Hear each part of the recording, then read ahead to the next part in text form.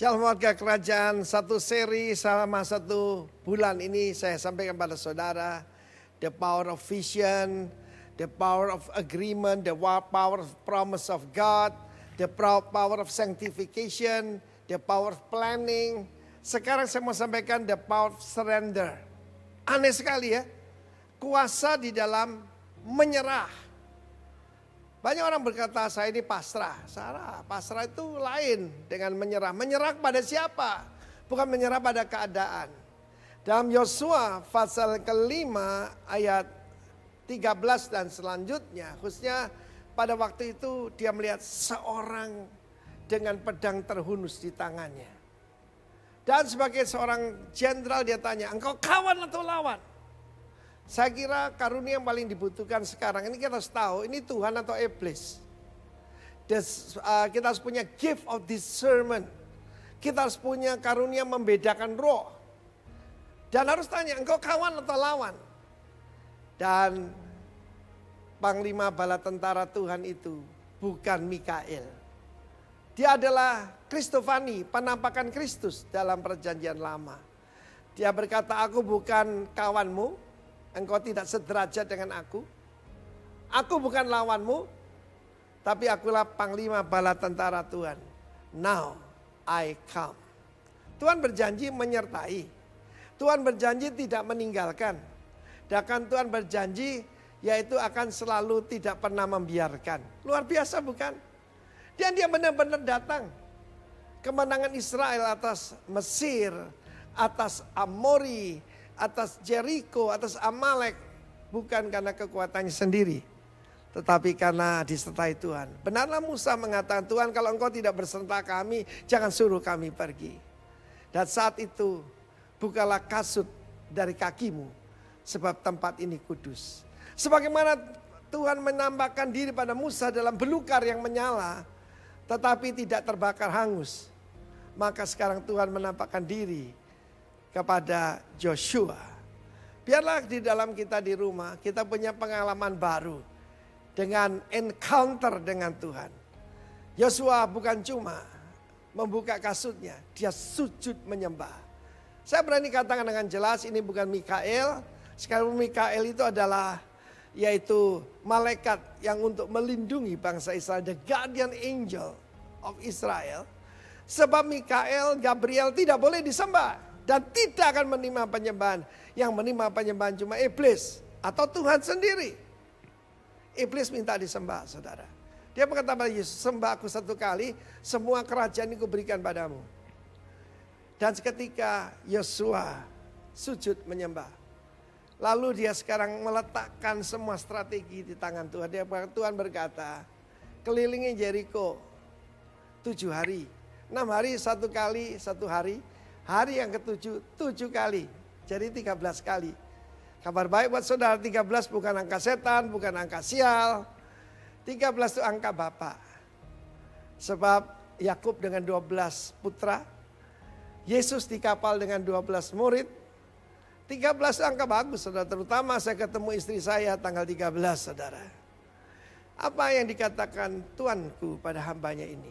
Dia nyebut dirinya hamba. Ebed. Dia adalah syarat atau asisten daripada Moses. Tapi kepada Tuhan dia adalah hamba. Saudara yang kasih Tuhan. Dan Tuhan berkata. Suruh para imam yang memimpin. Yosua sebuah pengalaman. Ketika menyeberangi sungai Yordan. Imam-imam ada di depan. 2000 hasta baru umat Tuhan. Firman Tuhan dan keputusan Tuhan harus yang terutama dalam hidup kita. Tuhan memberikan ide-ide di dalam bisnis. Bagaimana keluar daripada masalah.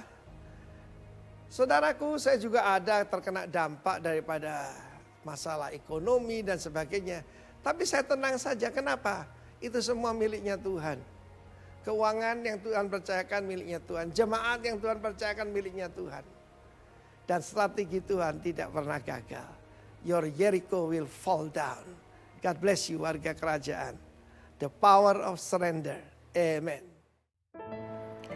Mari kita menaikkan doa-doa kita.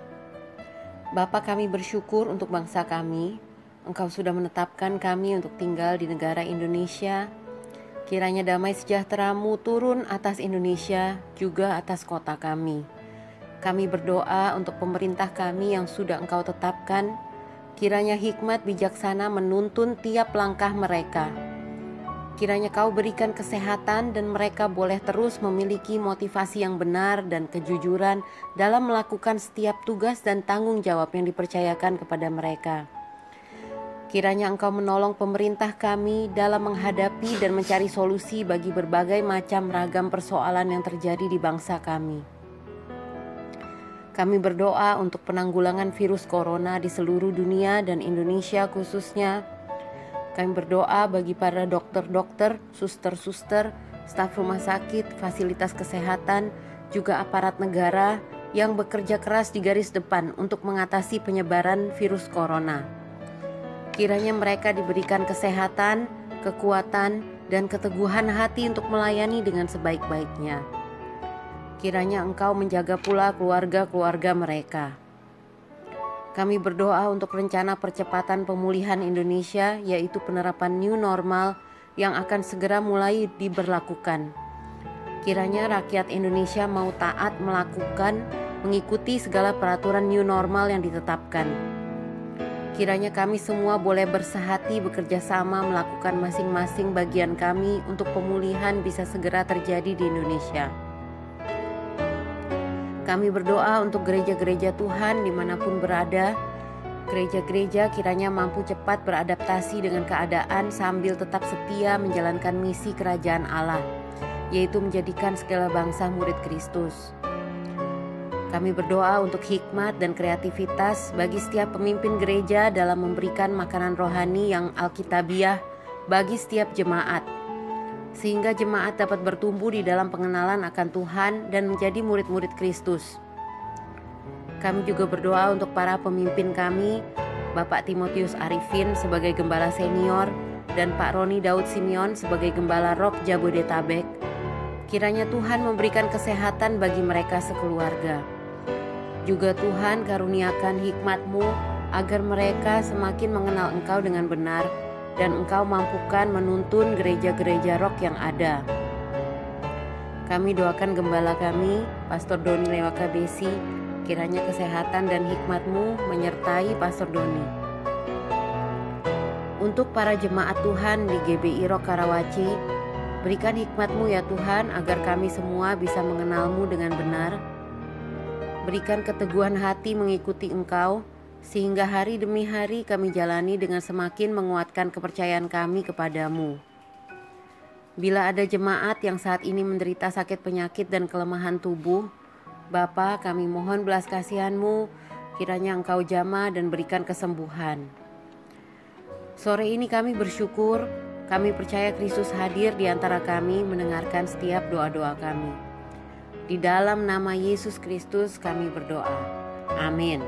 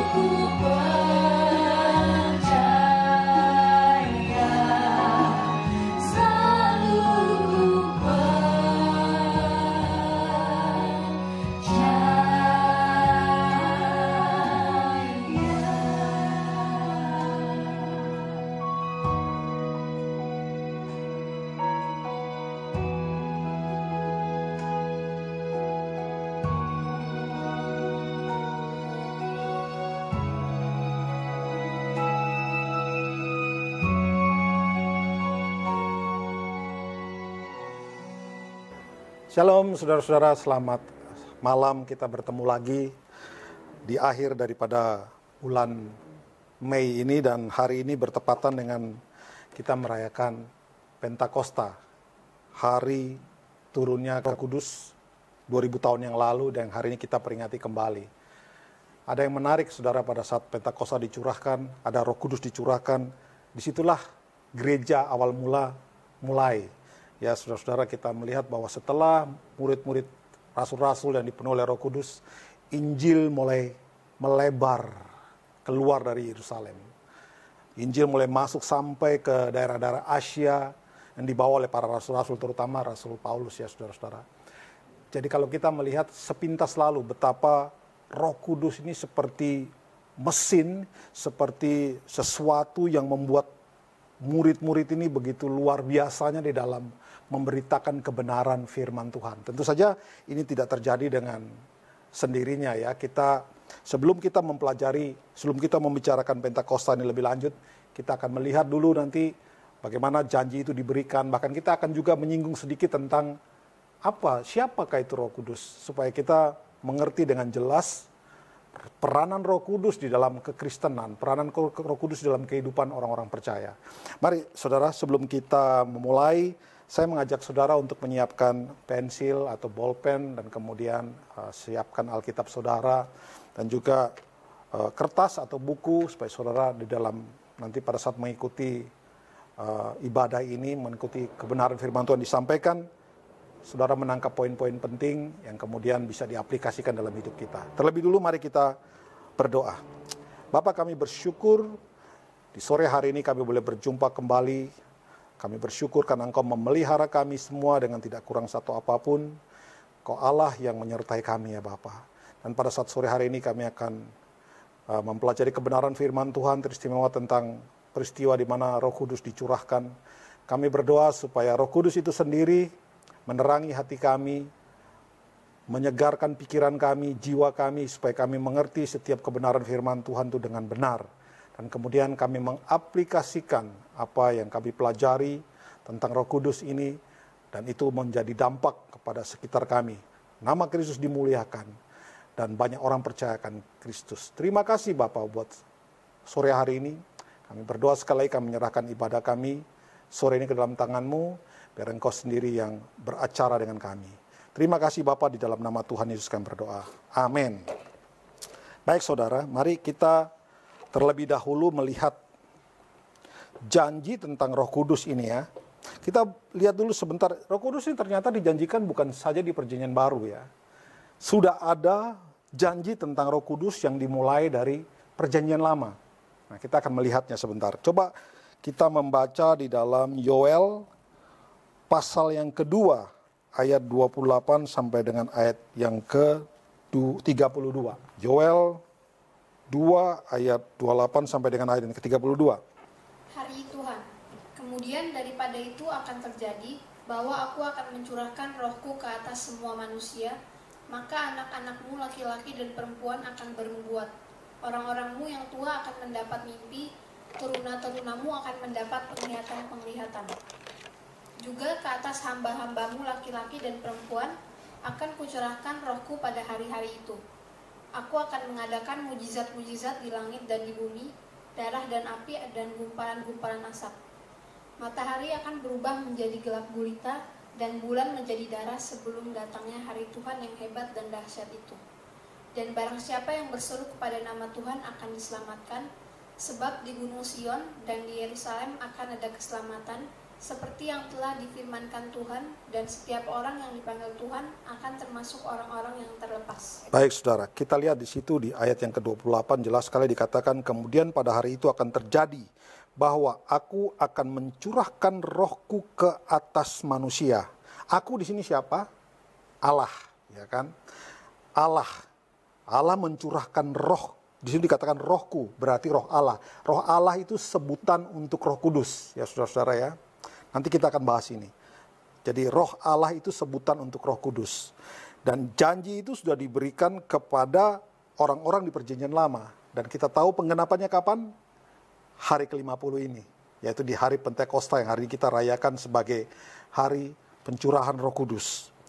Coba kita lihat ayat berikutnya, kita melihat janji Tuhan yang diberikan kepada murid-murid tentang Roh Kudus. Coba dilihat, buka ayat Alkitabnya, Yohanes 14 ayat 16. Aku akan minta kepada Bapa dan Ia akan memberikan kepadamu seorang penolong yang lain, supaya Ia menyertai kamu selama-lamanya. Ayat 17-nya, Yaitu Roh kebenaran. Dunia tidak dapat menerima Dia, sebab dunia tidak melihat Dia dan tidak mengenal Dia. Ya. Tetapi kamu mengenal Dia, sebab Ia menyertai kamu dan akan diam di dalam kamu. Oke, coba sekarang lihat ayat yang ke-26. Coba lihat ayat 26. Tetapi penghibur, yaitu Roh Kudus, yang akan diutus oleh Bapa dalam namaku, Dialah yang akan mengajarkan segala sesuatu kepadamu, dan akan mengingatkan kamu akan semua yang telah kukatakan kepadamu. Ya, kalau kita lihat di situ, perikop dari Yohanes 14 ini adalah Yesus menjanjikan penghibur. Ya, di situ perikopnya adalah Yesus menjanjikan penghibur. Dimulai dengan kata, aku akan minta kepada Bapa dan Ia akan memberikan kepadamu seorang penolong yang lain. Ya, di situ. Jadi itu sudah janji itu diberikan kepada murid-murid. Pada saat itu menjelang Yesus ditangkap dan kemudian dia akan dihukum mati, disalibkan, kemudian akan dikuburkan, ya saudara ya. Itu sebelum. Dan kalau kita melihat janji tentang menghibur ini, janji tentang Roh Kudus ini ada di bagian-bagian terakhir dari kitab Yohanes, ya. Tidak ditaruh di awal, taruh di akhir sebagai satu janji kepada murid-murid yang ada pada saat itu. Coba kita lihat sekarang di dalam Kisah 1 ayat yang ke-8, coba. Kisah Rasul 1 ayat yang ke-8. Yaitu janji tentang Roh Kudus. Nah, ini ceritanya pada saat Yesus sudah bangkit dari antara orang mati. Kemudian selama 40 hari berturut-turut dia menampakkan diri, dan ini hari yang terakhir dia ngajak mereka keluar kota, dan di sini janji tentang Roh Kudus disinggung kembali. Silakan ayat 8. Tetapi kamu akan menerima kuasa kalau Roh Kudus turun ke atas kamu, Iya. dan kamu akan menjadi saksiku di Yerusalem dan di seluruh Yudea dan Samaria dan sampai ke ujung bumi. Ya. Perhatikan baik-baik ya di situ ya. Dari sini kita akan melihat ada satu hal penting yang tercantum di sana. Jadi janji Roh Kudus diberikan supaya kita menerima kuasa. Kuasanya untuk ngapain? Bersaksi. Ya saudara-saudara ya. Jelas kok. Diberi kuasa, menerima kuasa untuk menjadi saksi. Yerusalem, seluruh Yudea, dan Samaria, dan sampai ke ujung bumi. Konteks ujung bumi pada saat itu sudah digenapi oleh Rasul Paulus. Ingat, ayat ini pada saat itu dibicarakan kepada rasul-rasul yang ada ya. Dan kita tahu memang Paulus belum ada. Tapi kemudian Paulus dipilih oleh Yesus sendiri untuk menjadi rasul yang akan sampai ke ujung bumi ini. Dia sampai ke Spanyol, jadi dia keluar dari Israel, di Asia, semua dia masuk ke sana. Nah, kita lihat lagi coba di ayat yang dari Kisah 1 tadi, ayat yang keempat. Coba. Pada suatu hari ketika ia makan bersama-sama dengan mereka, ia melarang mereka meninggalkan Yerusalem dan menyuruh mereka tinggal di situ menantikan janji Bapa, yang demikian katanya, telah kamu dengar daripadaku. Iya, di sini dikatakan kamu jangan keluar dari Yerusalem. Ya. Tunggu di Yerusalem supaya kamu menerima janji yang sudah diberikan oleh Bapa. Apa janji itu? Roh Kudus dicurahkan ya saudara-saudara ya.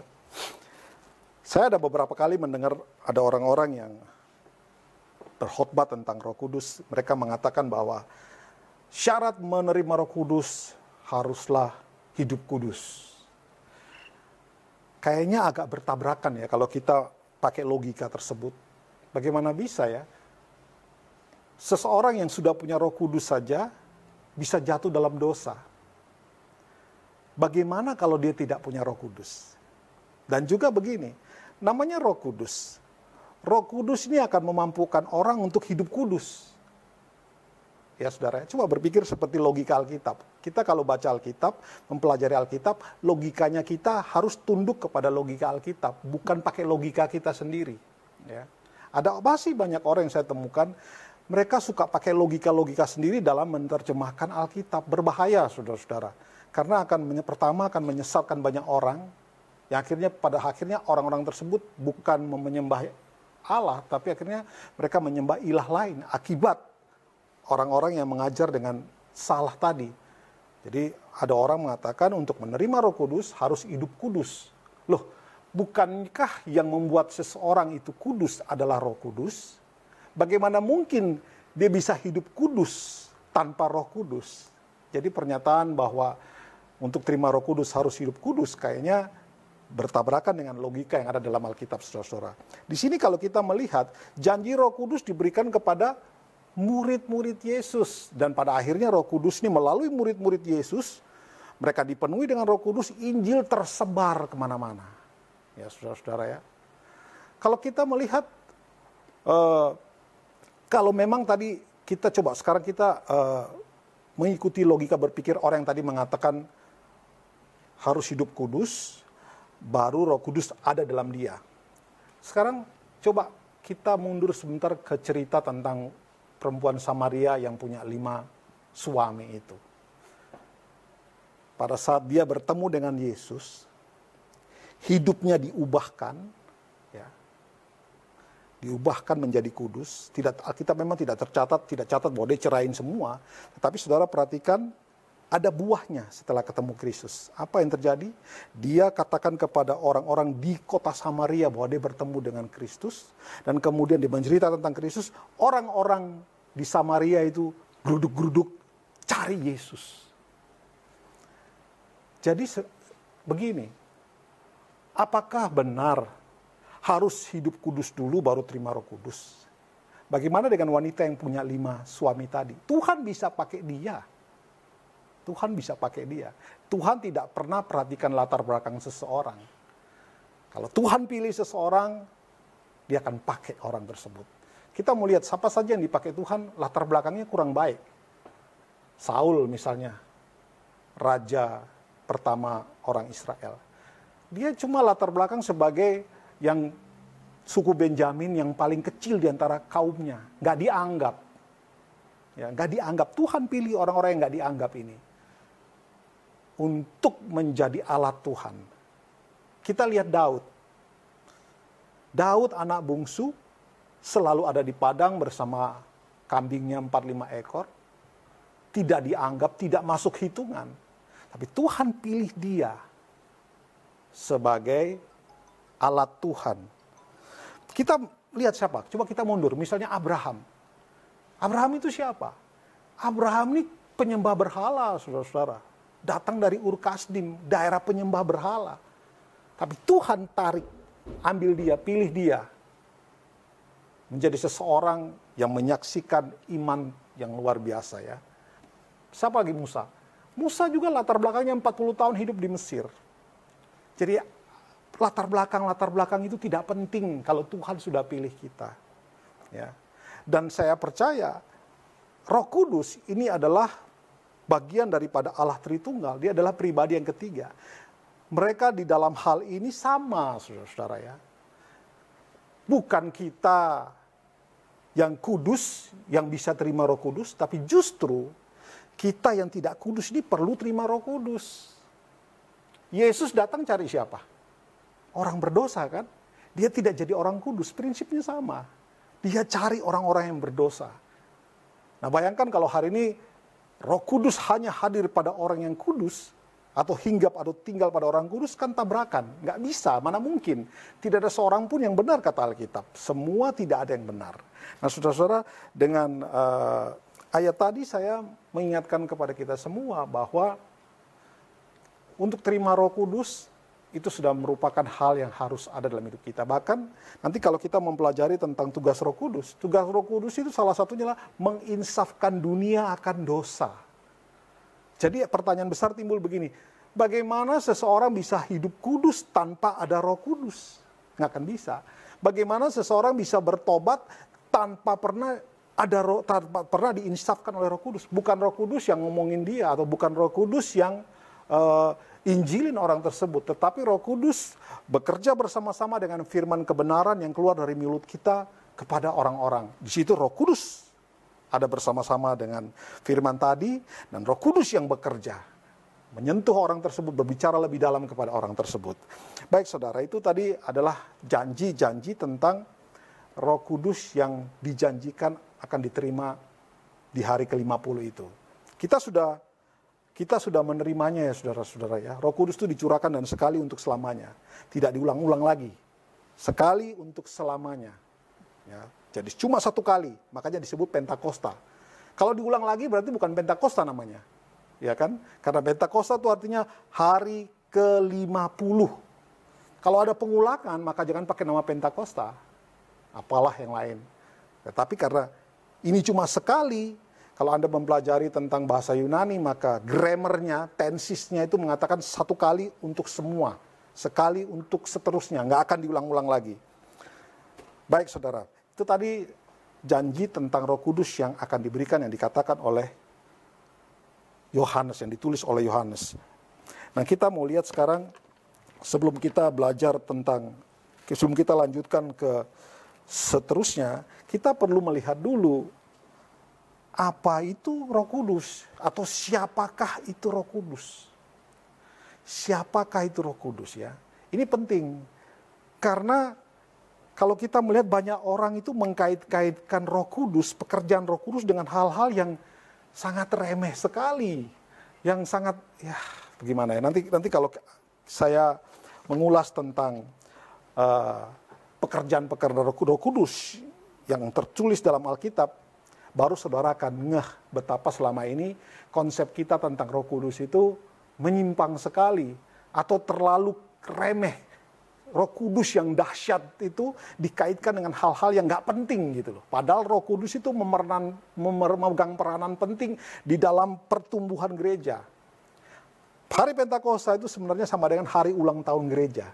Ya, setelah Roh Kudus dicurahkan, murid-murid bersaksi, ada kira-kira 17-18 perwakilan orang-orang saleh yang hadir di Yerusalem pada saat itu, mendengar khotbah Petrus, mereka kembali ke daerah masing-masing. Dari situlah Injil berkembang dan dari situlah gereja terbentuk. Ya.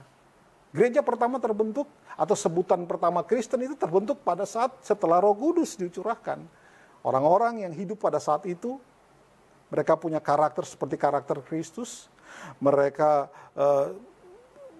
berani bersaksi, mereka biasa kumpul di satu kota namanya kota Antioquia, dan mereka berbagi di antara mereka, tidak ada kekurangan di antara mereka, saling memperhatikan mereka. Kota Antioquia, orang-orang di kota Antioquia yang kebanyakan adalah orang-orang asing, mengejek mereka dengan ini Kristen ini. Itu sebutan mengejek sebenarnya ya.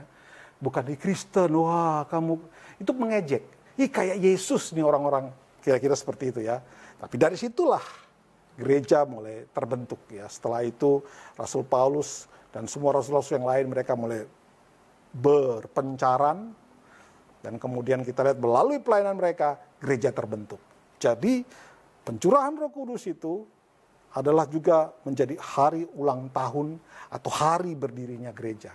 Yesus sudah pernah berbicara tentang gereja. Ya, aku akan membangun di atas batu karang ini, aku akan membangun gerejaku.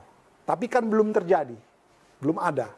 Tapi setelah Roh Kudus dicurahkan, maka terjadi. Gereja yang ada pada saat itu bait Allah yang ibadahnya hari Sabtu. Ya, yang ibadahnya hari Sabtu. Tetapi setelah gereja yang berdiri ini, saudara, yang terjadi, yang itu hari Minggu. Ada hubungannya dengan hari Pentakosta? Ada, saudara-saudara. Kalau Anda memperhatikan, hari Pentakosta itu tepat di hari Minggu. Ya. Tepat di hari Minggu. Dan setelah Pentakosta, setelah pencurahan Roh Kudus, orang-orang kalau kumpul ibadah, ya sudah tidak lagi di hari Sabtu. Kecuali kalau mereka ada di Yahudi. Tetapi orang di luar Yahudi, mereka lakukan ibadah itu di hari Minggu. Bergeser.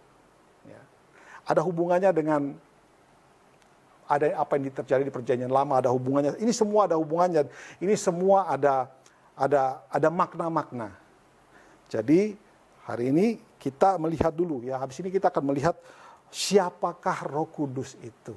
Itu pertanyaan besar. Sekali lagi kalau kita tidak mengenal pribadi Roh Kudus ini, maka kita tidak akan bisa memaknai dengan tepat pencurahan Roh Kudus yang sudah dilakukan oleh Allah kepada kita.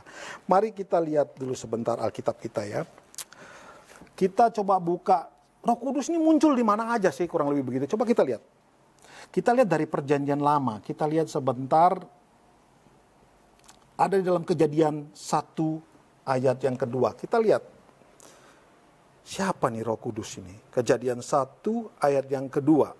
Atau dari ayat 1 aja lah. Pada mulanya Allah menciptakan langit dan bumi.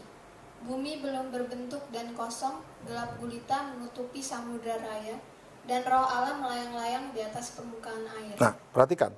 Roh Allah melayang-layang di atas permukaan air. Ya.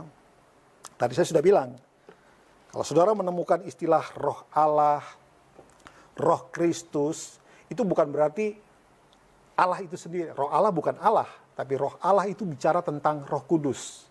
Roh Kristus berbicara tentang Roh Kudus ya. Nanti kita akan telusuri saudara-saudara. Kenapa sampai Roh Allah itu adalah Allah dan Roh Kristus itu adalah Kristus. Ada juga sebutan Roh Anaknya. Ya, Roh Anaknya itu bicara tentang Roh Kudus ya. Kalau saudara mendengar kata Roh Allah itu berbicara itu mengacu kepada Roh Kudus. Dari awal ya, kalau kita melihat tadi, pada mulanya Allah menciptakan langit dan bumi. Nah, di situ dikatakan bumi belum berbentuk dan Roh Allah itu dikatakan melayang-layang di atas permukaan air. Ya. Ini ada yang menarik ya. Nanti kita akan coba tes. Roh Allah melayang-layang di permukaan air. Ada yang kata lain, Roh Kudus melayang-layang di permukaan air. Terus ayat ke-3 coba dibaca ya. Berfirmanlah Allah, jadilah terang. Lalu terang itu jadi. Nah, perhatikan saudara. Roh Allah melayang-layang di atas permukaan air. Apakah dia kengangguran? Atau dia refreshing, cari udara? Enggak, saudara-saudara, perhatikan. Karena pada saat dia melayang-layang itu, kemudian Allah berfirman, jadilah terang, terang itu jadi. Seolah-olah Roh Kudus ini sedang menunggu firman yang diucapkan, dan bersama-sama dengan firman yang diucapkan, dia mewujudkan keinginan Allah. Ya. Mewujudkan apa yang Allah mau. Jadi Roh Kudus dan firman bersama Allah, bersama-sama mereka mengerjakan penciptaan. Ya, di situ ya. Dan penciptaan pertama tentu saja terang. Itu ya, kita lihat penampakan pertama. Pakai pinjam istilah penampakan. Penampakan Roh Kudus itu sudah dari awal. Dia bukan baru-baru aja, jadi sudah dari awal Roh Allah di situ. Nah, sekarang kita coba lihat di dalam ayat yang ke-26 Hena. Ya, kita melihat bahwa Roh Kudus atau Roh Allah ini dari awal sudah terlibat di dalam penciptaan. Coba Hena 26.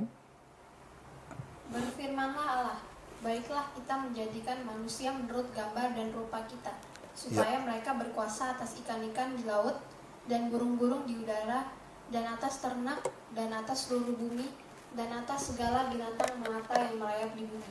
Ya, sekali lagi coba di ayat 2 lanjutkan ayat 27-nya. Maka Allah menciptakan manusia itu menurut gambarnya. Menurut gambar Allah diciptakannya dia, laki-laki dan perempuan diciptakannya mereka. Ya. Saudara lihat lagi, di sini Allah firman-Nya mengatakan, ayat 26 tadi bilang, baiklah kita menjadikan manusia menurut rupa dan gambar kita. Kenapa pakai kita? Ini sedang berbicara kepada sesuatu hal di mana terkesan bahwa ini jamak ya. Nah, disinilah konsep tentang Allah Tritunggal itu muncul ya. Dan sudah muncul sejak Kejadian, sudah dari dalam proses penciptaan itu, Tritunggal ini sudah selalu ada. Allah Bapa, Allah Anak atau Firman atau Yesus, dan kemudian Roh Kudus ini sudah terlibat dari awal di dalam penciptaan ya. Jadi dia bukan barang baru. Jadi sudah ada dari awal penciptaan. Bahkan di ayat yang ke-26 dikatakan, baiklah kita menjadikan manusia menurut rupa dan gambar kita. Ciptakan menurut rupa gambar kita. Ada yang jamak di situ. Allah tidak berkata, mari aku menciptakan. Dia tidak menyebutkan tunggal ya, tetapi jamak. Mari kita. Siapa itu kita? Tadi sudah saya kasih tahu di awal, sudah terlihat ada Roh Kudus melayang-layang. Ya. Firman diucapkan oleh Bapa. Bapa mengucapkan firman. Firman itulah Yesus ya. Di dalam Yohanes 1 dikatakan, pada mulanya adalah firman. Firman itu bersama, kita baca aja Yohanes 1 ayat yang ke-1. Baca Yohanes 1 ayat yang ke-1. Kita lihat sebentar. Pada mulanya adalah firman. Firman itu bersama-sama dengan Allah, dan firman itu adalah Allah. Firman itu adalah Allah. Pada mulanya adalah firman. Firman itu adalah Allah. Ya, kita lihat ya, sudah terlihat nih. Ada pada saat Allah berfirman, jadilah terang. Roh Kudus yang sudah menunggu bersama-sama mereka membentuk terang. Jadi Roh Kudus sudah terlibat di dalam penciptaan. Oke, itu di dalam Perjanjian Lama. Tentu saja ada masih banyak ayat-ayat yang lain. Tetapi saya menunjukkan ini yang paling penting. Nah sekarang coba saudara lihat di Perjanjian Baru. Tampak di mana Roh Kudus ini? Banyak sekali saudara ya. Tetapi kalau berbicara tentang Allah Tritunggal, bahwa Roh Kudus ini pribadi daripada Allah yang ketiga, maka paling nampak sekali di dalam kejadian ini. Coba lihat di dalam Matius 3 ayat yang ke-16. Coba, Matius 3 ayat yang ke-16. Sesudah dibaptis, Yesus segera keluar dari air, dan pada waktu itu juga langit terbuka dan ia melihat Roh Allah seperti burung merpati turun ke atasnya. Ya, 16 itu Lalu 17. terdengarlah suara dari sorga yang mengatakan, inilah anakku yang kukasihi, kepadanya lah aku berkenan. Ya, ini sangat jelas sekali terlihat di dalam Perjanjian Baru. Bagaimana setelah Yesus, Sang Firman itu keluar dari air setelah dibaptis oleh Yohanes Pembaptis, langit terbuka dan terdengar suara, inilah anakku yang Roh Allah itu seperti, Roh Kudus itu seperti burung merpati yang melayang, yang hinggap pada Yesus. Ada suara terdengar, inilah anakku yang kukasihi, kepadanya aku berkenan. Saudara, ayat ini bukan cuma ada di Matius, tetapi dicatat oleh keempat Injil yang lain, yaitu Matius, Markus, Lukas, dan Yohanes. Jadi memang kejadian ini betul-betul valid, artinya disaksikan oleh semua dan ditulis di dalam Alkitab. Sampai ke tempat penulis menuliskan hal yang sama, berarti hal ini penting, berarti hal ini valid, sah, tidak dibuat-buat, tidak berdiri sendiri, tapi disaksikan oleh keempat penulis dan mereka mencantumkan itu. Baik saudara, di situ kita melihat bahwa Roh Kudus ini ternyata merupakan bagian dari Tritunggal, ya.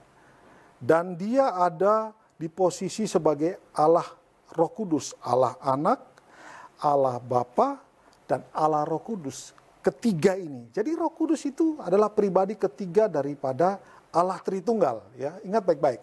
Roh Kudus itu pribadi ketiga dari Allah Tritunggal. Jadi dengan kata lain, dia itu adalah Allah juga. Ya. Tentu saja mereka punya tugas yang berbeda.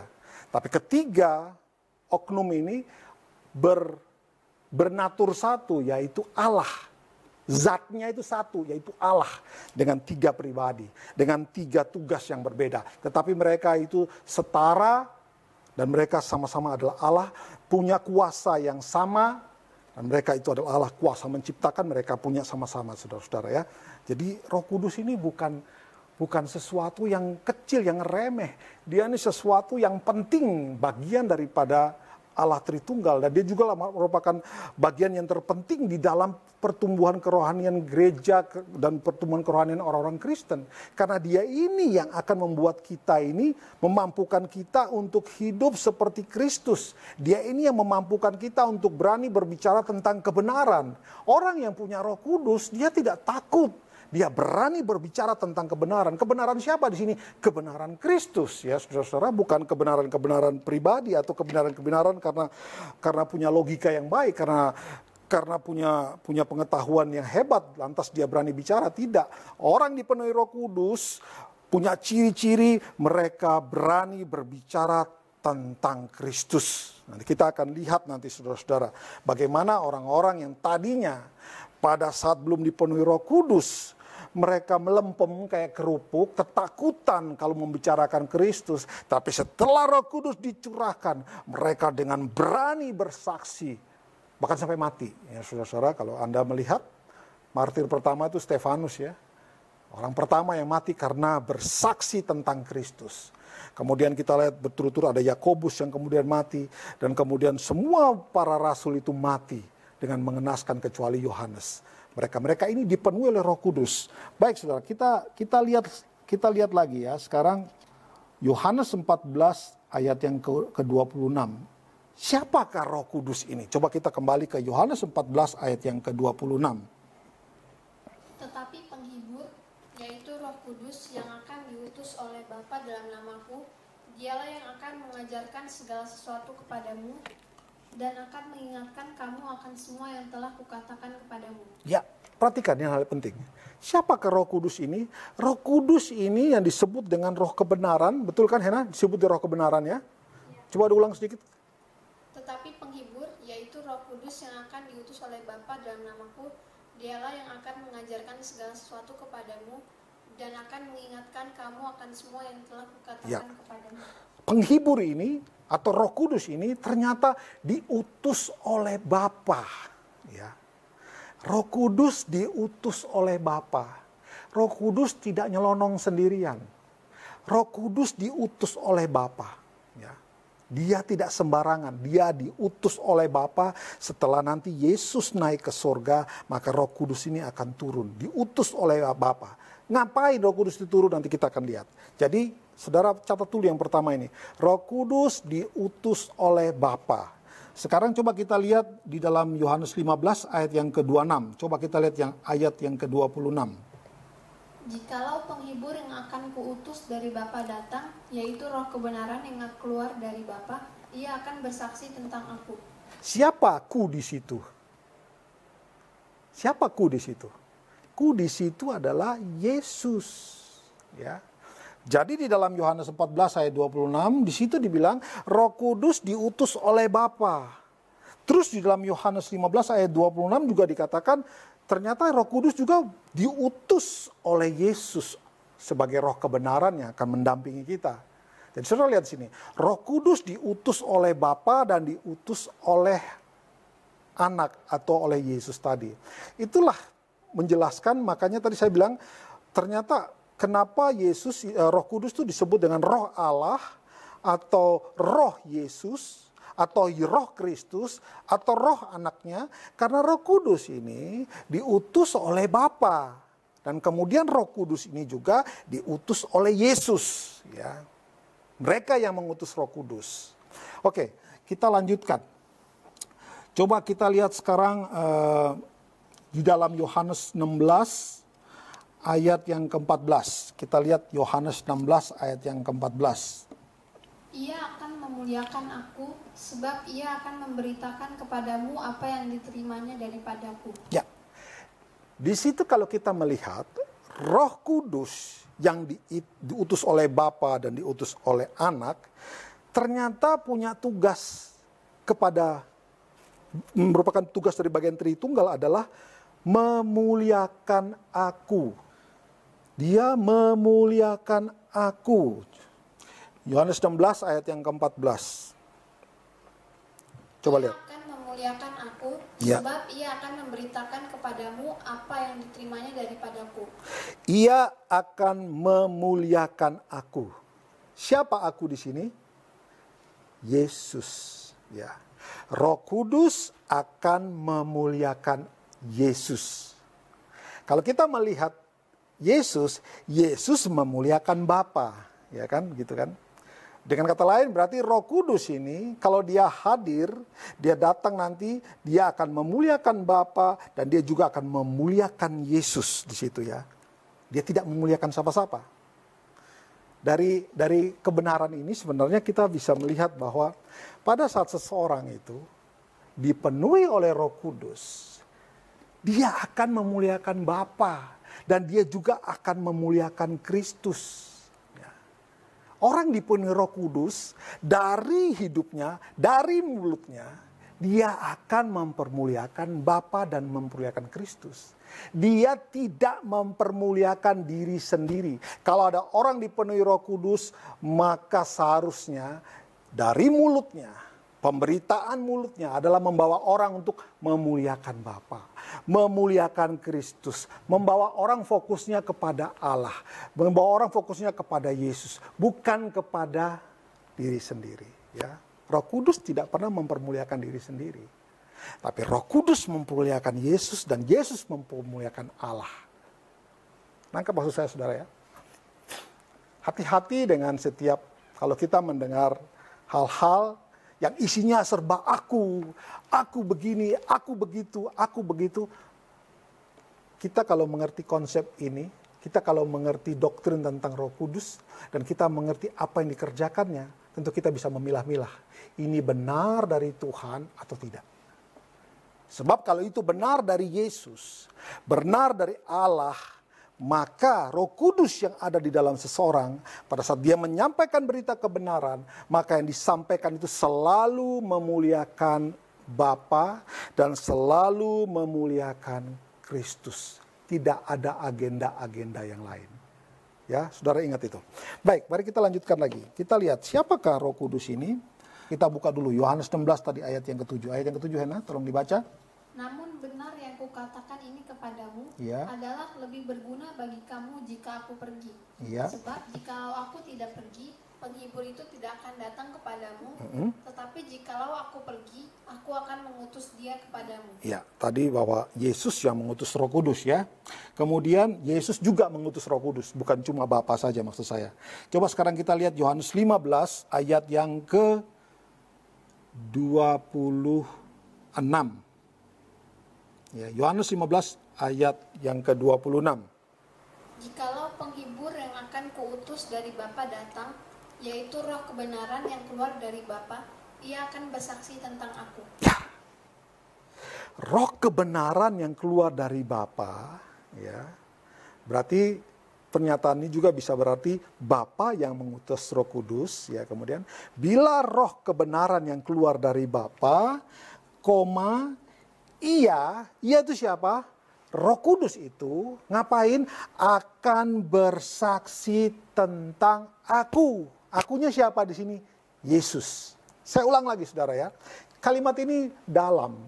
Kalau kita cuma sekedar baca saja, kita nggak akan ketemu esensinya. Kita perhatikan baik-baik. Sekali lagi, jika penghibur yang akan kutus dari Bapamu datang, yaitu roh kebenaran yang keluar dari Bapa, kan sinkron tuh. Dengan tadi bahwa saya katakan bahwa Bapa yang mengutus Roh Kudus. Di sini diperjelas oleh Yohanes, dikatakan roh kebenaran yang keluar dari Bapa. Dengan kata lain, berarti Roh Kudus tadi diutus oleh Bapa. Yang diutus dari Bapa ini roh kebenaran. Berarti tidak ada dusta, semuanya benar. Terus ia akan bersaksi tentang aku. Ya, garis bawahi. Ia akan bersaksi tentang aku. Coba Hena, baca ayat yang ke-27-nya. Tetapi kamu juga harus bersaksi karena kamu dari semula bersama-sama dengan aku. Ya, perhatikan saudara-saudara.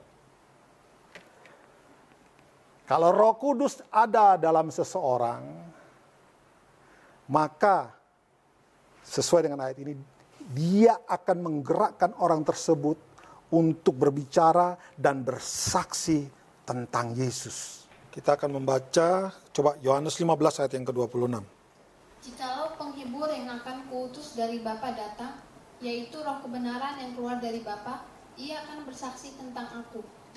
Ya, kita lihat di situ Roh Kudus yang hubungannya dengan Tritunggal, dia datang dari dan keluar dari Bapa. Seperti tadi saya sudah kasih tahu, kebenaran yang keluar dari Bapa bisa berarti itu menunjukkan bahwa Roh Kudus memang keluar dari Bapa dan diutus dari Bapa, dan dia akan bersaksi tentang Yesus, tentang anak.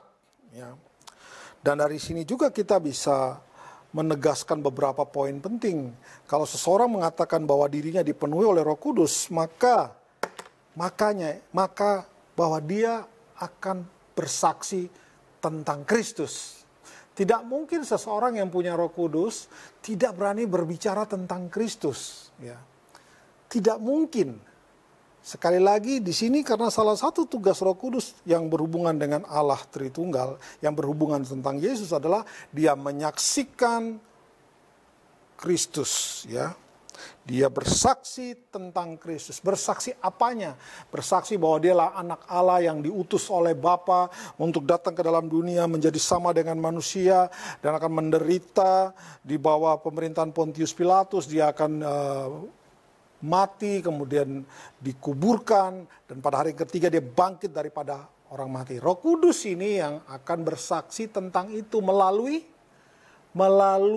orang-orang yang dipenuhi Roh Kudus. Nah, saudara, kalau berbicara tentang orang-orang yang dipenuhi Roh Kudus, mungkin kita akan bertanya, bagaimana dengan orang-orang di PL, di Perjanjian Lama? Apakah di dalam Perjanjian Lama tidak ada Roh Kudus? Ada, saudara, ya. Tapi prinsipnya Roh Kudus yang ada di dalam Perjanjian Lama dan Roh Kudus dalam Perjanjian Baru itu ada bedanya. Bedanya apa? Di dalam Perjanjian Lama, setiap orang yang ditunjuk Allah untuk menjadi penyambung lidah Allah pasti dipenuhi oleh Roh Kudus. Tapi kemudian setelah tugasnya selesai, maka Roh Kudus itu akan kembali lagi kepada Allah, ya. Dengan kata lain, dia tidak permanen tinggal di antara manusia pada saat itu, ya. Itulah sebabnya nanti di dalam Yohanes 14 ayat 16 dan 17. Aku akan minta kepada Bapa dan Ia akan memberikan kepadamu seorang penolong yang lain, Ya. supaya Ia menyertai kamu selama-lamanya, yaitu Terus? Roh kebenaran. Dunia tidak dapat menerima Dia, sebab dunia tidak melihat Dia dan tidak mengenal Dia. Tetapi kamu mengenal Dia, sebab Ia menyertai kamu dan akan diam di dalam kamu. Ya, perhatikan ayat 16 dan 17 itu, Ia menyertai kamu dan diam dalam kamu untuk selama-lamanya. Sekaligus kata-kata ini mematahkan bahwa ada pencurahan Roh Kudus yang lain lagi. Nggak ada, saudara. Satu kali pencurahan Roh Kudus dicurahkan, manusia dipenuhi oleh Roh Kudus. Alkitab janjikan, Yesus berkata bahwa Roh Kudus itu tidak akan meninggalkan dia untuk selama-lamanya. Jadi nggak ada nanti keluar dan masuk. Sistemnya berbeda sama di Perjanjian Lama. Perjanjian Lama Roh Kudus up and down. Dia turun pada seseorang yang ditunjuk Allah untuk menjadi misalnya raja atau menjadi imam atau menjadi nabi. Mereka ini dipenuhi dengan Roh Kudus. Tapi begitu tugasnya selesai, Roh Kudus kembali kepada Bapa di surga sebagai yang pengutus tadi, sebagai yang memberikan. Ya, saudara. Contohnya banyak. Kita bisa melihat contoh, misalnya Simson, pada saat dia diurapi, dia menjadi nabi, dan ada perjanjian bahwa selama rambutnya panjang, Roh Allah ada atas dia. Tapi kalau rambutnya pendek, Roh Allah meninggalkan dia. Dan ternyata dia dikadalin, dia ditipu oleh Delila, rambutnya dipotong pendek, hilanglah kekuatan dari Simson. Dengan kata lain, Roh Allah meninggalkan dia. Tetapi pada saat rambutnya mulai panjang lagi, dia berdoa, ya Allah, sekali lagi ini beri aku kekuatan. Dan Roh Allah turun atas dia, dan dengan kekuatan yang dapat dia merobohkan bangunan dan matilah banyak orang-orang Filistin. Kita juga bisa melihat Saul dipenuhi oleh Roh Kudus menjadi raja, tapi pada saat dia tidak taat, Roh Kudus meninggalkan dia. Kita juga bisa melihat Raja Daud. Pada saat dia diurapi menjadi raja, dia menjadi raja. Itulah sebabnya satu kali Raja Daud berkata, Tuhan jangan ambil rohmu daripadaku. Apa artinya? Dia takut. Karena Roh Kudus, Roh Allah akan meninggalkan seseorang pada saat seseorang sudah tidak lagi ada gunanya buat Tuhan, dan kemudian mungkin dia berbuat dosa, maka Roh Allah meninggalkan dia. Ya kan? Coba saudara ingat, saya tadi ingatkan di depan, kita baca Alkitab, kita mempelajari Alkitab, maka logika kita harus tunduk kepada logika pemikiran Alkitab. Tidak mungkin Raja Daud, ya Tuhan jangan ambil rohmu daripadaku. Kenapa dia harus ucapkan kata itu? Karena dia tahu pada saat seorang jatuh di dalam dosa, Roh Allah tinggalkan dia. Nah, tetapi di Perjanjian Baru, Roh Kudus yang dijanjikan oleh Yesus ini mengatakan, Roh ini tinggal di dalam kamu dan tidak akan meninggalkan kamu selama-lamanya. Artinya selama kita ada dalam dunia ini, Roh Kudus itu akan terus menyertai kita sampai waktunya kita kembali kepada Bapa di surga. Ya.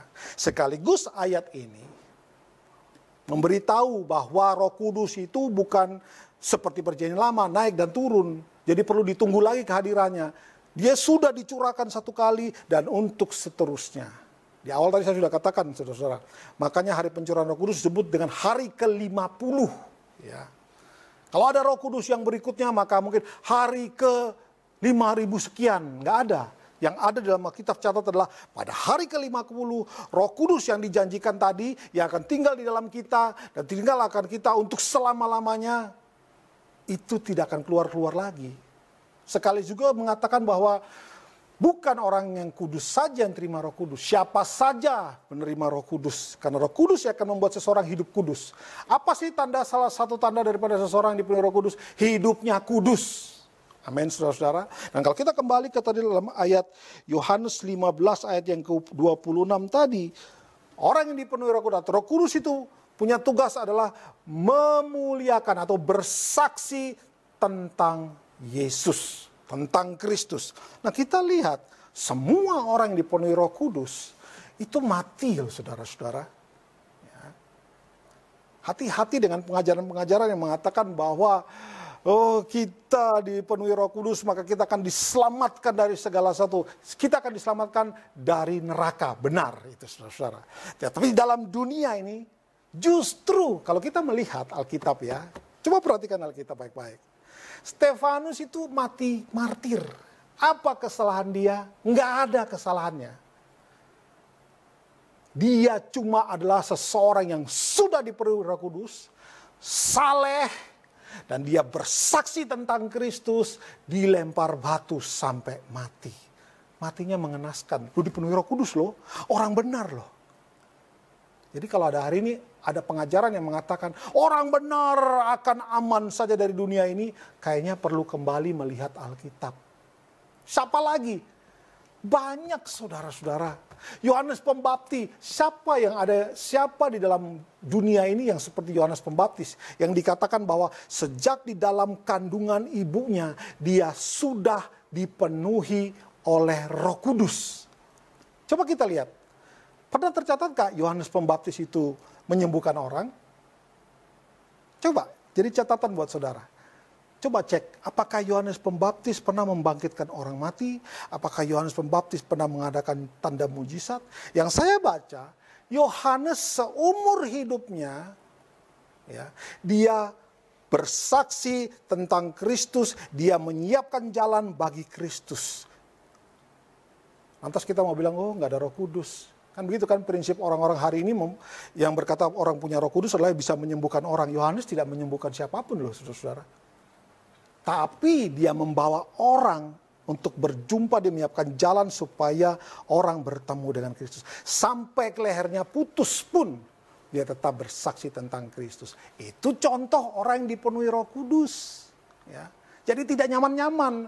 Orang dipenuhi Roh Kudus nggak nyaman loh sebenarnya. Mereka nggak duduk santai. Terus nyanyi seperti lagu-lagu yang saya suka dengar Pak Roni nyanyikan. Ku ingin tetap di sini menikmati bayimu. Nggak pergi-pergi. Ku ingin tetap di sini. Terus kita katakan, wah mereka penuh dengan Roh Kudus. Tapi tetap di sini aja.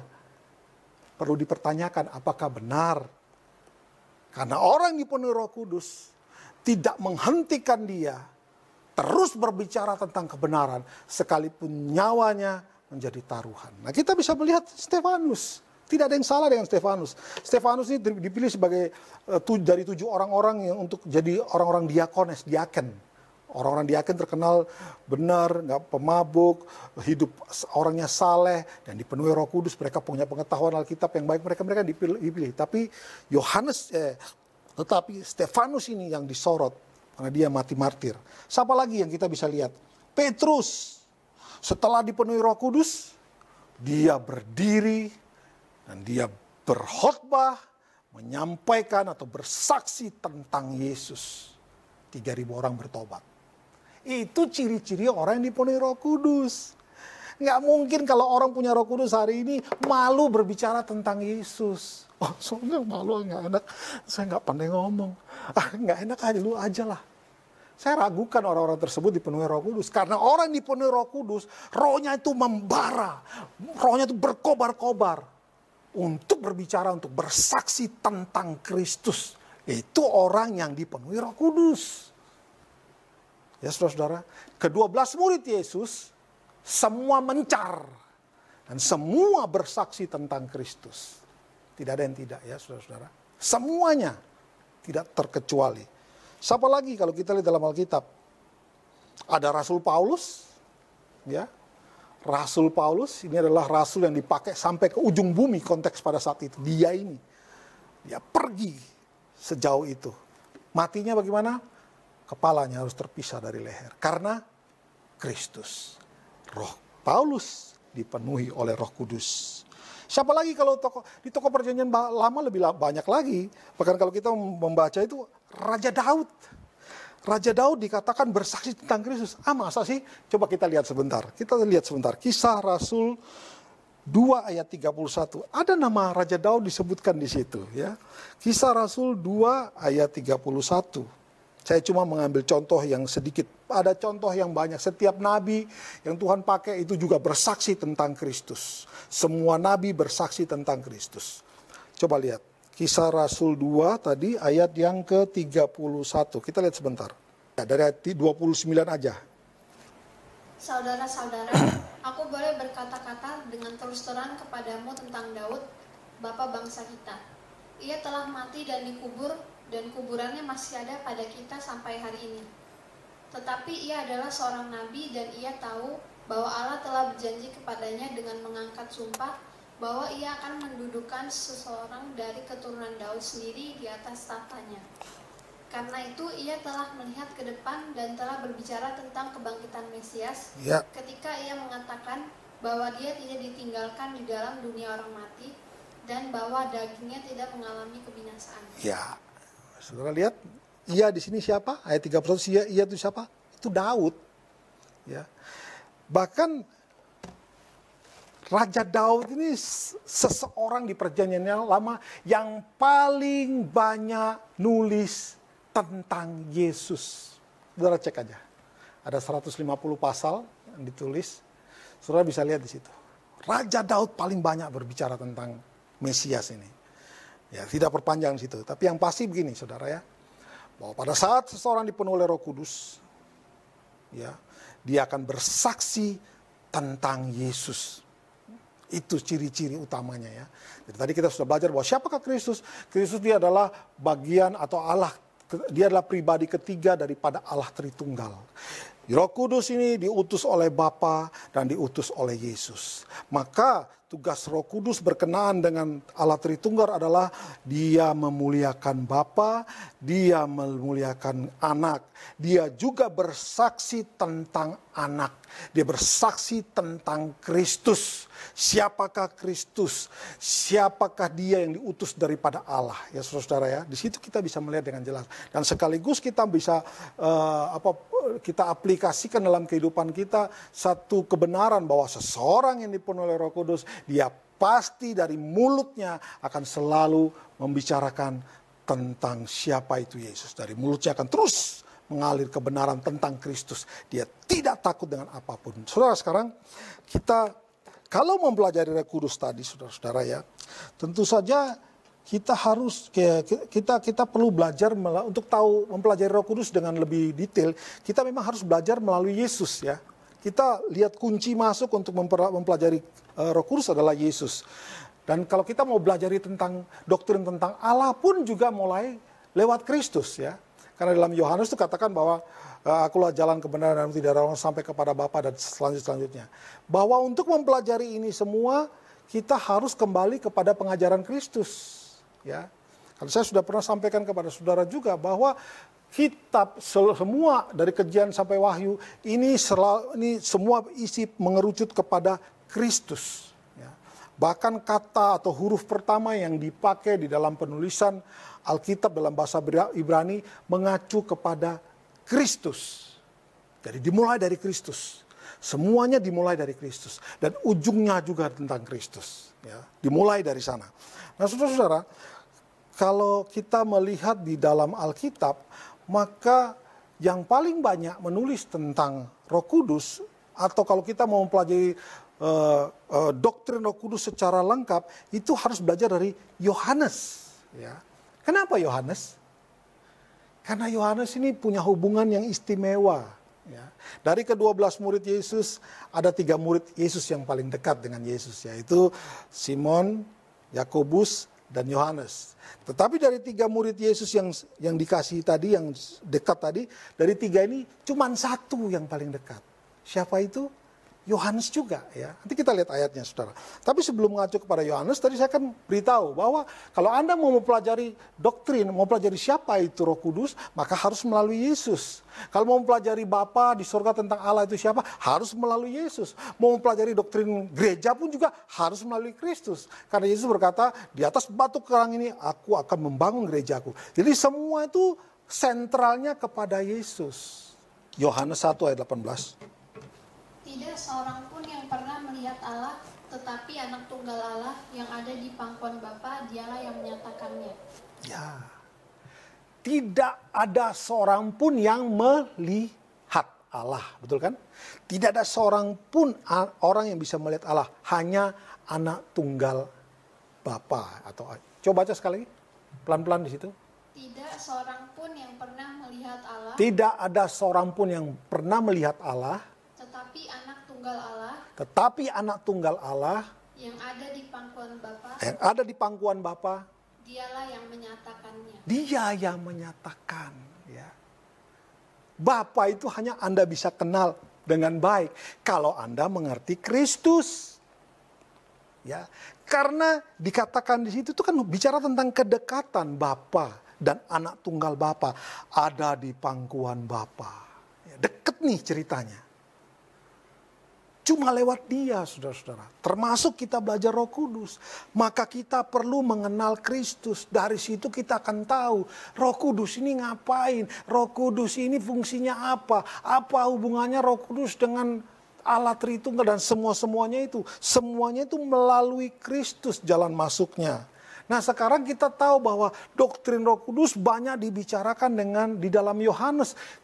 Tidak di dalam yang lain-lain. Rasul Paulus itu membahas Roh Kudus dalam fungsi karunia-karunia roh, ya. Tapi dia tidak membahas Roh Kudus sedetail yang seperti ditulis oleh Yohanes. Mengapa? Tadi saya sudah kasih tahu kepada saudara bahwa dari 12 murid Yesus, rasul ini cuma 3 yang dekat dengan Yesus. Artinya yang dikasihinya cuma 3. Tetapi dari 3 ini cuma 1. Satu ini siapa? Mari kita lihat Alkitab sebentar. Kita lihat di dalam Yohanes 13 ayat 23. Yohanes 13 ayat 23. Seorang di antara murid Yesus, yaitu murid yang dikasihinya, bersandar dekat kepadanya di sebelah kanannya. Seorang di antara murid Yesus, yaitu murid Yesus yang dikasihinya, bersandar dekat kepadanya di sebelah kanannya. Saudara, salah satu ciri dari tulisan Yohanes adalah dia tidak pernah mengungkapkan jati dirinya. Dia selalu pakai ya ini kayak begini. Seorang di antara murid Yesus, yaitu murid yang dikasihinya, bersandar dekat kepadanya. Tapi kita tahu ini adalah Yohanes. Nanti saudara bisa lihat ayat-ayat yang lain. Ya, jadi dia selalu dekat dengan Yesus, bersandar kepada Yesus, dekat. Pasti orang yang dekat dengan kita, pasti dia adalah orang yang paling sering dengar kata-kata kita. Dia paling tahu apa yang diucapkan. Dia yang paling tahu apa perasaan kita. Kenapa? Karena dia dekat dengan kita. Iya kan? Kalau orang yang dekat dengan kita, dia pasti tahu kita. Coba terus kita lihat satu ayat lagi. Yohanes 19 ayat 25 sampai 27. Dan dekat salib Yesus berdiri ibunya dan saudara ibunya Maria, istri Klopas dan Maria Magdalena. Ya, terus? Sebentar, lihat. Coba lihat di situ. Yohanes tidak sebutkan namanya juga kan? Dan di situ dibilang, dan dekat salib Yesus berdiri ibunya dan saudara ibunya Maria, istri Klopas dan Maria Magdalena. Yohanes nggak sebut namanya. Ayat 26 coba. Ketika Yesus melihat ibunya dan murid yang dikasihinya. Tuh, dia nggak tulis lagi nama dia, tetapi Yesus melihat murid yang dikasihinya, terus kasihinya di sampingnya, berkatalah ia kepada ibunya, "Ibu, inilah anakmu." Terus? Kemudian katanya kepada muridnya, "Inilah ibumu." Dan sejak saat itu murid itu menerima dia di dalam rumahnya. Ya. Siapa itu muridnya yang dikasih itu? Yohanes. Cuman Yohanes. Yang lain bablas anginnya. Lari meninggalkan Yesus. Petrus yang berani dan ganas itu malah mesangkal Yesus 3 kali. Cuma Yohanes selalu dekat dengan Yesus, di sebelah kanannya bersandar kepadanya. Dan pada saat di kayu salib pun cuman satu-satunya Yohanes yang ada di situ. Nggak heran Tuhan berbicara tentang doktrin Roh Kudus ini kepada Yohanes yang penting. Dan kalau kita mempelajari, Yohanes ini juga menulis Yohanes 1, Yohanes 2, dan juga dia menulis tentang kitab Wahyu. Hal-hal yang paling tersembunyi, hal-hal yang nanti akan datang itu Tuhan cuma nyatakan kepada Yohanes dan ditulis dalam kitab Wahyu. Berarti Yohanes ini sangat dekat. Kalau kita mau mempelajari tentang Yesus, tentang Bapa, Roh Kudus, kita harus lewat Yesus. Karena Yesus tadi di anak tunggal Bapa, di pangkuan Bapa, dia dekat dengan Bapa. Dia tahu segala sesuatu. Nah, Yohanes dekat dengan Yesus, maka Yesus beritahukan apa yang menjadi kerinduan hatinya. Saudara, Yohanes begitu dekat. Jadi kalau kita mau belajar tentang Roh Kudus, mempelajari tentang Roh Kudus, maka kita harus kembali kepada Injil Yohanes. Nah sekarang saudara, pertanyaan berikutnya, apa sih tugas Roh Kudus sampai dia begitu penting? Sampai Bapa pun mengutusnya, Bapa menyebut sebagai roh kebenaran, roh penghibur. Dan disebut juga roh Yesus, roh Allah. Itu diutus nanti pada Pentakosta yang kita sudah rayakan ini. Datang ke dalam dunia ini. Bahkan untuk digenapi dari nubuatan Nabi Yoel. Nah kita mau lihat siapa Roh Kudus ini, apa tugasnya ya. Tadi saya sampaikan di awal bahwa seringkali orang mengaitkan Roh Kudus ini, pekerjaan-pekerjaan Roh Kudus, tugas Roh Kudus mereka kaitkan dengan hal-hal yang sepele, yang gak penting, yang sebenarnya tidak ada di dalam list yang nanti saudara akan dengarin ya. Saya akan membawa saudara melihat apa sih tugas Roh Kudus. Yang pertama, kita buka dalam Yohanes 14, kita baca ayat 16 dan 17. Yohanes 14 ayat 16 dan 17. Ayo Hena. Aku akan minta kepada Bapa dan Ia akan memberikan kepadamu seorang penolong yang lain supaya Ia menyertai kamu selama-lamanya, yaitu Roh kebenaran. Ya. Dunia tidak dapat menerima Dia sebab dunia tidak melihat Dia dan tidak mengenal Dia. Tetapi kamu mengenal Dia sebab Ia menyertai kamu dan akan diam di dalam kamu. Iya. Tugas Roh Kudus ini, saudara perhatikan ya. Yang pertama adalah supaya Ia menyertai kamu selama-lamanya. Ia menyertai kamu selama-lamanya. Dan yang kedua di sini dikatakan di ayat 17, Ia akan menyertai kamu dan diam di dalam kamu. Ya, Ia menyertai kamu selama-lamanya dan akan diam di dalam kamu selama-lamanya. Ya. Saudara perhatikan baik-baik ya. Dia menyertai kita, dia akan diam dalam kita selama-lamanya. Ini juga sekaligus menghapus ya. Ini juga sekaligus menyatakan bahwa Roh Kudus, ada yang pernah mengatakan begini, kalau seseorang berbuat dosa, Roh Kudus meninggalkannya. Dan kalau dia bertobat, Roh Kudus balik. Saudara perlu tahu, Alkitab tidak mengatakan demikian. Justru tugas Roh Kudus adalah menyertai kamu dan tinggal di dalam kamu untuk selama-lamanya. Sekaligus mematahkan juga bahwa Roh Kudus itu ada nanti pencurahan berikutnya sekali saja cukup. Pentakosta di hari ke-50, Roh Kudus dicurahkan dan tinggal di dalam manusia selama-lamanya sampai waktunya dia kembali ke surga, maka Roh Kudus itu kembali. Jadi tidak ada lagi pencurahan berikutnya ke-10, ke-11, ke-12, tidak ada saudara-saudara ya. Jadi kalau hari ini kita merayakan Roh Kudus yang sudah dicurahkan, bukan lagi merayakan Roh Kudus yang sedang dicurahkan. Kalau Anda masih merayakan Roh Kudus sedang dicurahkan, Anda perlu belajar lagi tentang Alkitab. Perlu belajar lagi tentang doktrin Roh Kudus. Perlu belajar lagi apa yang ditulis oleh Alkitab. Ya, supaya kita jangan salah. Kita tidak sedang menunggu Roh Kudus dicurahkan lagi. Tapi kita sedang merayakan Roh Kudus yang sudah dicurahkan. Yang hasilnya adalah hari ini ada pekerjaan Roh Kudus yang nampak. Roh Kudus menampakkan pekerjaannya melalui gereja-gereja ada di mana-mana. Itu adalah buah dari Roh Kudus. Buah dari orang-orang yang dipenuhi oleh Roh Kudus. Yang terus bergerak menyampaikan kebenaran firman Tuhan. Terjadilah kegerakan yang luar biasa. Ya, jadi yang pertama, Roh Kudus akan menyertai dan diam di dalam kita untuk selama-lamanya. Dia nggak akan keluar. Sekali lagi coba berpikir begini, kalau kita yang ada Roh Kudus bisa bikin salah, bayangkan saja kalau kita nggak punya Roh Kudus. Punya Roh Kudus saja masih jatuh dalam dosa, masih bisa hidup tidak kudus, apalagi kalau tidak punya Roh Kudus. Ya, saudara jawab sendiri. Baik, sekarang kita lihat di dalam Yohanes 14 tadi, ayat yang ke-26. Kita melihat ayat yang ke-26. Tetapi penghibur, yaitu Roh Kudus yang akan diutus oleh Bapa dalam namaku, dialah yang akan mengajarkan segala sesuatu kepadamu, dan akan mengingatkan kamu akan semua yang telah kukatakan kepadamu. Iya, perhatikan baik-baik saudara. Tugas Roh Kudus yang berikutnya adalah mengajarkan segala sesuatu. Segala sesuatu ini apa? Saudara harus membaca ayat 26 ini secara komplit ya.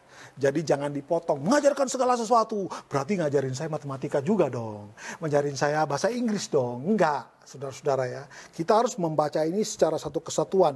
Di situ dikatakan, ia diutus bahwa dialah yang akan mengajarkan segala sesuatu kepadamu dan akan mengingatkan kamu akan semua yang telah kukatakan kepadamu. Apa yang siapamu di sini? Siapa itu ku katakan kepadamu? Siapa ku di situ? Itu Yesus. Jadi Roh Kudus ini akan mengajarkan kita perkataan-perkataan firman atau tulisan-tulisan ayat firman Tuhan yang sudah pernah kita dengar sebelumnya. Dia akan mengajarkan, menerjemahkan itu lebih lanjut dalam hati kita. Kadang-kadang kita baca satu ayat nggak ngerti. Tapi pada saat kita masuk dalam perenungan, disitulah Roh Kudus mulai bekerja. Tiba-tiba kita, oh ternyata begini ya. Ternyata begini. Itulah yang disebut dengan pencerahan. Bukan pewahyuan lagi. Pewahyuan sudah selesai. Kejadian sampai wahyu sudah selesai. Kalau hari ini ada orang yang bilang, saya terima wahyu dari Tuhan, maka perlu dikanonisasi lagi. Berarti mesti ada kitab lagi. Bukan lagi wahyu, tapi ada penambahan kitab lagi. Jadi kita harus mengerti bahwa pada saat Alkitab ini belum selesai ditulis, atau Alkitab ini belum keluar, Alkitab itu baru ada sekitar abad 2 dan 3 ya. Baru ada Alkitab. Setelah Alkitab, sebelum Alkitab ditulis, Tuhan masih berbicara lewat pewahyuan-pewahyuan. Tapi setelah Alkitab ini selesai ditulis, maka Tuhan berbicara lewat firman Tuhan, lewat Alkitab, bukan yang lain. Ini supaya kita kembali ke Alkitab ya. Di sini kita lihat, di sini Roh Kudus ini dikirim supaya apa? Kita nggak mungkin bisa mengingat kebenaran firman Tuhan dari Kejadian sampai Wahyu. Kita nggak mungkin bisa. Tetapi disitulah di saat kita tidak bisa, Roh Kudus yang ada dalam kita ini punya tugas mengajarkan dan kemudian mengingatkan. Apa tugas kita? Ya baca Alkitab. Nggak pernah baca Alkitab berharap Roh Kudus ingatkan. Roh Kudus ingatkan apa? Nggak mungkin saudara-saudara. Nggak pernah baca Alkitab terus berharap Roh Kudus ingatkan apa? Kemudian dikaitkan, seperti saya bilang di awal, Roh Kudus dikait-kaitkan dengan hal-hal yang remeh. Roh Kudus kunci motor saya di mana ya? Roh Kudus tolong jaga rumah saya. Roh Kudus tadi aku taruh dasi di sini, kemana ya dasinya? Roh Kudus ingatkan. Ini orang yang nggak tahu fungsi Roh Kudus dengan tepat. Dikaitkan dengan hal-hal yang remeh. Roh Kudus itu punya tugas bukan sekedar cari kunci motor yang hilang. Tapi Roh Kudus itu mengajarkan kebenaran firman Tuhan yang sudah pernah kita baca. Makanya harus baca Alkitab. Saudara begini, contoh sederhana. Di dalam WA, terutama kalau saudara punya aplikasi WhatsApp yang sudah lebih baru ya. Misalkan ada nama, saudara cari nama, saudara cari, aku mau cari nama misalnya Yohanes, jangan Yohanes gampang, mau cari nama Mandra, ya, masukkan ke dalam WA kita ketik nama Mandra, terus kita search, ternyata nggak muncul sama sekali.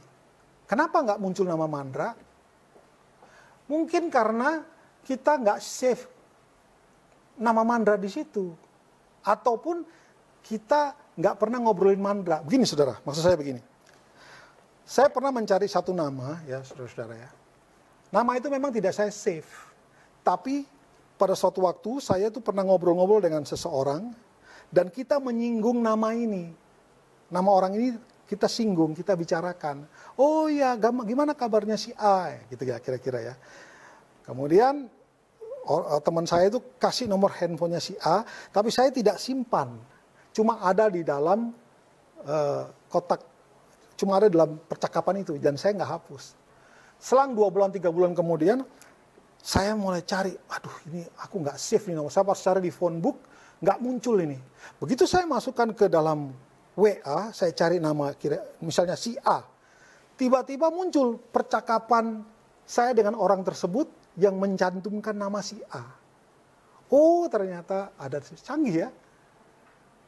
Nggak di save, tapi karena pernah disebutkan, WA-nya tampilkan ini percakapan tentang si A. Nah saudara, kurang lebih ayat ini sedang mengatakan begini, lu baca Alkitab dong. Kalau nggak pernah baca Alkitab, mau diajarin apa? Karena Tuhan ini karena Roh Kudus ini bertugas mengingatkan saudara akan setiap perkataan yang sudah disampaikan. Ini kan konteksnya bicara tentang murid-murid Yesus. Kalau buat kita hari ini, berarti konteksnya adalah Roh Kudus akan mengajarkan dan mengingatkan perkataan firman Tuhan yang tertulis dalam Alkitab kepada kita. Syaratnya ya buka Alkitab. Nggak pernah baca Alkitab, nggak pernah dengar kebenaran firman Tuhan, terus berharap Roh Kudus ingatkan apapun. Nggak akan saudara, berbeda, langsung error, ting dong, nggak ada. Nggak ada data. Sama dengan WA tadi itu. Karena saya pernah ngobrolin si A dengan teman yang lain, waktu saya cari, saya pikir si A ini sudah saya save dalam phone booknya Messenger, WA tadi. Ternyata saya tidak ketemu nomor ini yang saya simpan. Tapi begitu saya ketik nama si A di WhatsApp dan kemudian saya search, keluarlah percakapan saya dengan teman itu yang memuat nama si A. Saudara, kurang lebih begitulah cara Roh Kudus bekerja mengingatkan dan mengajarkan kebenaran firman Tuhan kepada kita. Jadi kita perlu melakukan sesuatu, baca Alkitab. Pada saat kita membaca, tentu saja otak manusia ini terbatas. Dia tidak bisa menyimpan banyak-banyak ayat. Tetapi pada saat kita membaca, merenungkan, disitulah Roh Kudus bekerja. Dia ajarkan hal-hal yang sulit, hal-hal yang kita nggak ngerti. Bukankah sering begitu? Hari ini baca satu ayat kita nggak kenal, nggak tahu ini artinya apa. Tapi selang beberapa waktu kemudian tiba-tiba, oh iya ya, Roh Kudus mencerahkan itu dalam kita, mengingatkan kembali. Dan pada saat kita membutuhkan, disitulah Roh Kudus bekerja. Itu saudara. Jadi tugasnya adalah yang ketiga dan keempat adalah mengajarkan segala sesuatu dan mengingatkan kita atau kamu akan semua yang telah kukatakan kepadamu. Artinya segala sesuatu yang pernah kita baca tentang kebenaran firman Tuhan, itulah tugas Roh Kudus untuk mengajarkan, mengingatkan lagi. Baik, kita baca sekarang yang berikutnya. Yohanes 16 ayat yang ke-13. Coba kita lihat Yohanes 16 ayat yang ke-13.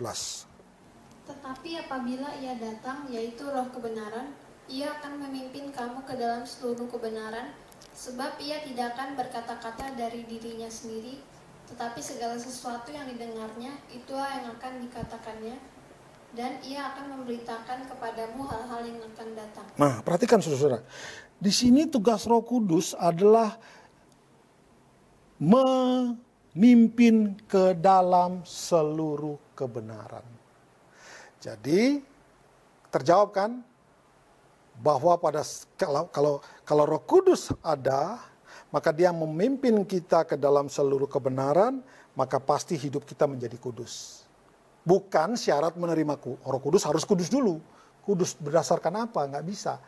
Tapi dengan ada Roh Kudus yang terus membawa kita kepada kebenaran, akan membawa hidup kita menjadi kudus. Ya saudara ya. Dia akan memimpin ke dalam seluruh kebenaran. Bukan satu kebenaran, seluruh kebenaran. Yang berikutnya adalah memberitakan kepadamu hal-hal yang akan datang. Ya. Memberitakan hal-hal yang akan datang. Sudah terjadi belum? Sudah. Ya. Ini kan konteksnya berbicara kepada murid-murid Yesus Dan Yesus pakai Rasul Yohanes untuk menuliskan hal-hal yang akan datang. Ya, dia pakai Rasul Yohanes untuk menyatakan itu, untuk menjadi pewahyuan, dan kita bisa belajar dari sana sampai hari ini. Dan berikutnya coba di dalam Yohanes 16 ayat yang ke-8. Tugas Roh Kudus yang berikutnya, Yohanes 16 ayat yang ke-8. Dan kalau ia datang, ia akan menginsafkan dunia akan dosa, kebenaran, dan penghakiman. Ya, Roh Kudus itu yang menginsafkan. Ya, tidak ada seseorang mau bertobat karena mau-maunya sendiri. Gak ada, saudara. Seseorang bertobat pasti itu pekerjaan Roh Kudus. Dia insafkan dunia. Tapi bagaimana Roh Kudus itu bekerja? Sekali lagi saudara, Anda harus baca Alkitab untuk melihat cara kerja Roh Kudus. Seperti saya ingatkan kembali di dalam Kejadian 1 tadi. Roh Kudus atau Roh Allah melayang-layang di permukaan air.